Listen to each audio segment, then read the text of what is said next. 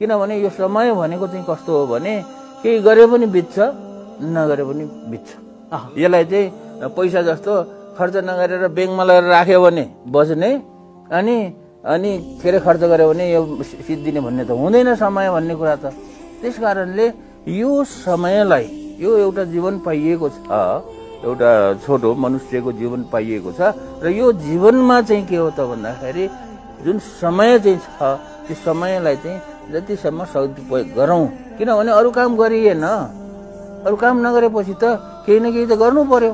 अब अरू काम के गर्ने त भन्दाखेरि सुतेर बिताउने कि अथवा डुलेर बिताउने कि भन्दाखेरि मैले एउटा के कुरालाई चाहिँ अपनाएँ भने जे सकिन्छ यो समाजलाई, समुदायलाई र देशलाई चाहिँ अलिक केही फाइदा हुने काम गरौँ। हुन त म एकजनाले जतिसुकै उफ्रे पनि हुने त केही हुने होइन, त्यही पनि हरेक व्यक्तिले आफूले सक्दो देशको लागि, समाजको लागि केही सक्दो गर्न सक्यो भने अब केही न केही बिस्तारै परिवर्तन त होला नि भन्ने कुरा हो।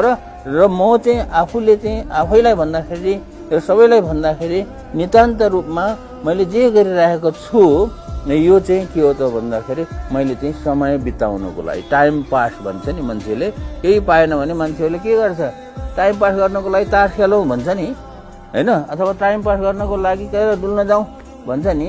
अब त्यस्तै जस्तो मैले पनि टाइम पास गर्नको लागि यो चाहिँ यो विभिन्न किसिमको सामुदायिक किसिमको कामहरू गरियो, समाज सेवाको कामहरू गरियो। यो जो काम मैले गरिरहेको छु, मलाई जो भोग लागिरहेको छ भनौँ न, र यो जुन मैले अहिले भने मेरो भोग भनेको सर्वसाधारणको जुन भोग हो भनेको देशको अर्थतन्त्र सुधार्ने भोग हो। र यो काम मैले नै किन लिनु पर्यो भन्दाखेरि मुख्य यसको कारण छ। मुख्य कारण के हो भने मेरो अरू काम छैन, मेरो अरू काम केही पनि छैन। किनभने मैले जागिर गरेकै छैन जिन्दगीमा, होइन जागिर गरेको हो। म अमेरिका जानुभन्दा अगाडि चितवनमा 13 वर्षसम्म शिक्षक भएर जागिर गरेको हो। अनि त्यसपछि अमेरिकाबाट फर्किसकेपछि त मैले त कहिले जागिरै गरेको छैन। एउटा कुरा भयो, मेरो आफ्नो के अरे घरमा गर्नुपर्ने कुराहरू, खेतीपातीको कुराहरू पनि मेरो छैन। अब के गर्ने?